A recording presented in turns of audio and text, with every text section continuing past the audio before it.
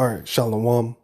First and foremost, want to give all praise, honor, and glory to YAHAWAH, Bahasham, YAHAWASHI, Bahasham, Qadash, and double honors the apostles and the others of GMS and the Atham, pushing his word in truth and in sincerity. So, was something that the apostle just posted about how Miami is pushing cryptocurrency. So this is from Bloomberg.com.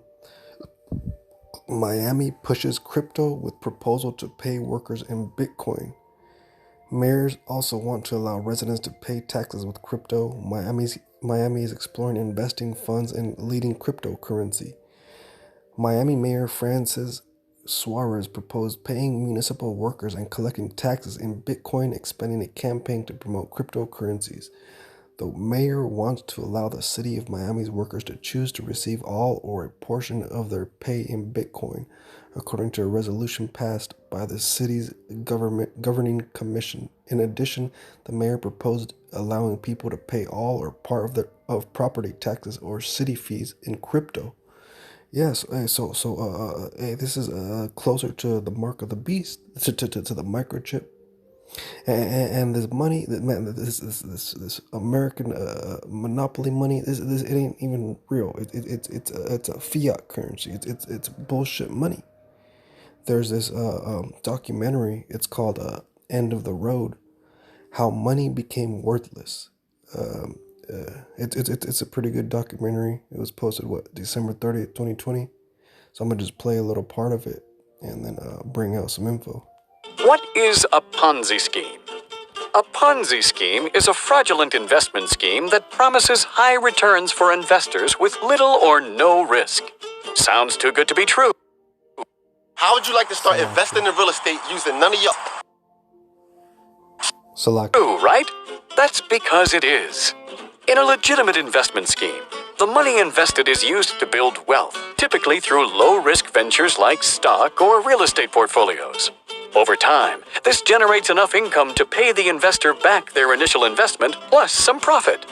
A Ponzi scheme, on the other hand, promises massive returns quickly. How does it accomplish this? Instead of using the money invested to build wealth, a Ponzi scheme simply brings in more investors to pay off the previous investors.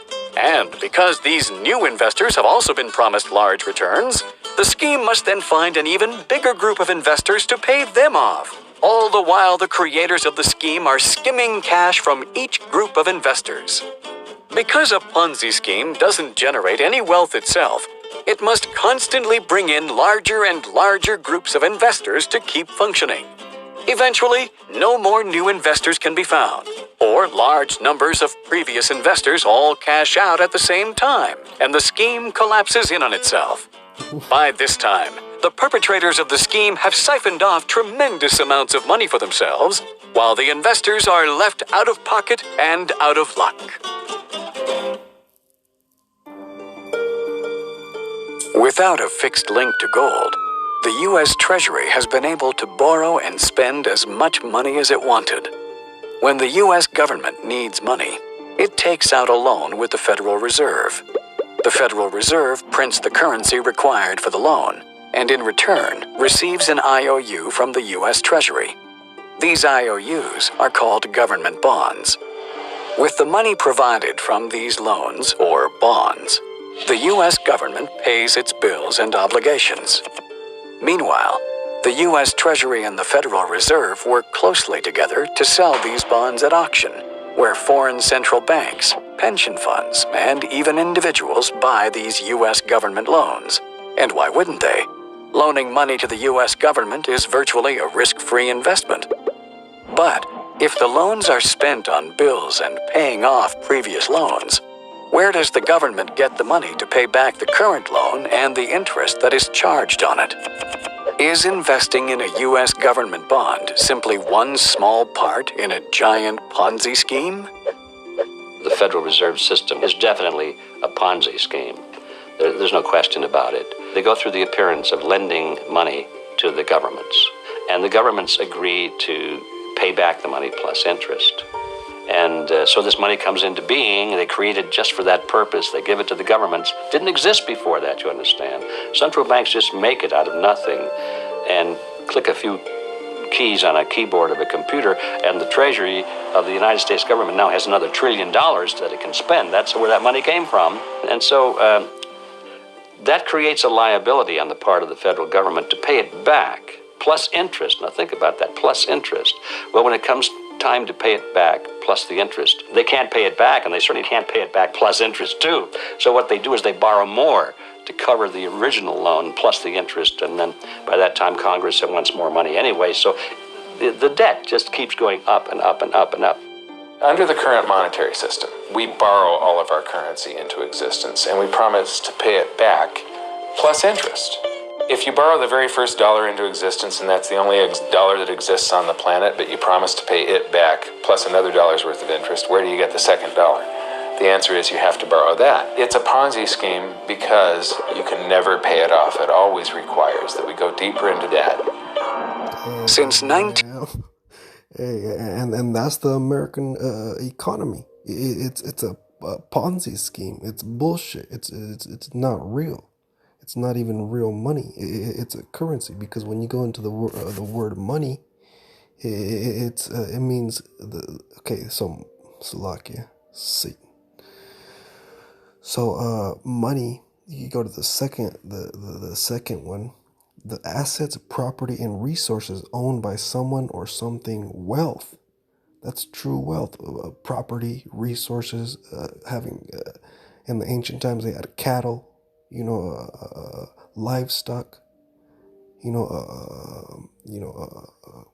vineyards. That's true wealth. That's what you can exchange. Gold, silver. That's real money. But this American money is currency. It's not real money. It's fake. They print it out of thin air, and it's not worth anything. The only reason that you're able to buy stuff with it is because people believe that it holds value, that it's backed by something, that it's backed by gold, but it's not. It's just funny money. So the meaning of currency, when you go to the second one, the fact or quality of being generally accepted or in use. Yeah, so it's generally accepted that it's worth something, but it's really worthless. It's not worth anything. It's not real money. So the economy is gonna collapse, because that's why they want to go to the cryptocurrency. They're ultimately the plan of the elites: collapse the economy, and then what? Start microchipping you people. That's why they got this Miami's starting to push out this crypto. So this is Revelations 13 and 16, and he causeth all, both small and great, rich and poor, free and bond, to receive a mark in their right hand or in their foreheads, and that no man might buy or sell save he that had the mark, or the name of the beast, or the number of his name. Yeah, so ultimately they're going to want to microchip everybody, because they want to be like the Most High on earth. They want to have ultimate control over everything. What is that they're saying about the Great Reset? You will own nothing and be happy. They want to control everything. They don't want you to own anything. You're gonna have to borrow everything from them, because they want you to go to them for everything, because they want ultimate control over everybody's life. They're gonna they want to be able to trace every transaction, everything you buy. What are you buying? What are you spending your money on? Where are you moving? They're gonna be able to track you everywhere you go. That's ultimate control. So hey, if you take this mark, you're through. The Lord's gonna smoke you, because you ultimately you're trusting in man. You're not trusting in the Lord to deliver you. That's why there's gonna be a famine. All these things are gonna come at once. Famine. People are gonna need to trust in the government to get food. That's how they want it. But hey, we're gonna trust in YAHAWAH, Bahasham, YAHAWASHI to deliver us. To get us out of the destruction, the calamities that are gonna come upon the world. So there's Isaiah 31 and 1.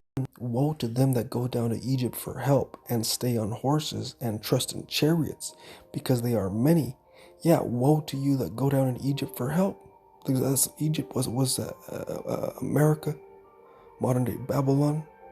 Egypt means bondage. Hey, so woe to you, death to you when you go down to Esau for help, to Egypt for help. Because you're not you haven't been seeking the Lord. You're not trusting in the Most High for what you need. Because we're gonna come into a very troubling times. You know, Jacob's trouble, the time that has never been upon the face of the earth. It's gonna be pure hell out here.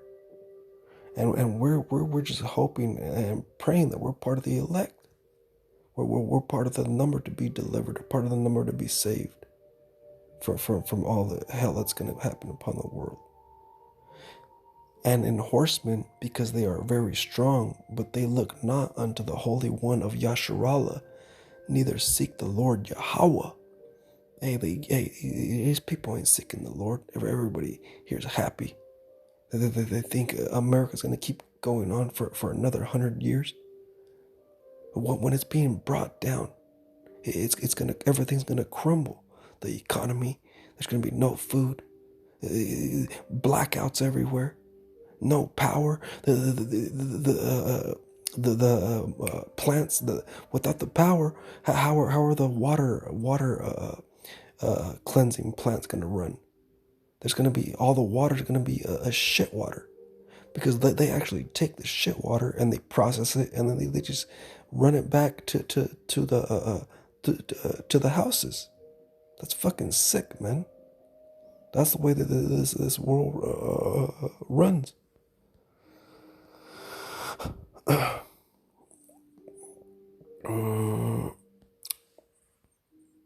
So this is Jeremiah 17:5. Thus saith the Lord Yahweh, cursed be the man that trusteth in man, and make the flesh his arm, and whose heart departed from the Lord Yahweh. Yeah, cursed be the man that trusted in man. So if you're trusting in Esau to deliver you, death to you. You're cursed. Woe unto you that go down to Egypt for help, because you're not trusting in the Lord. You're trusting in Esau. And what are you going to do? You're going to go down to these FEMA camps saying, hey, come, we got free food, warm blankets. We got 3 hots in the cot. You know, hey, come rest here with us. But then what? They're going to vaccinate you people, microchips.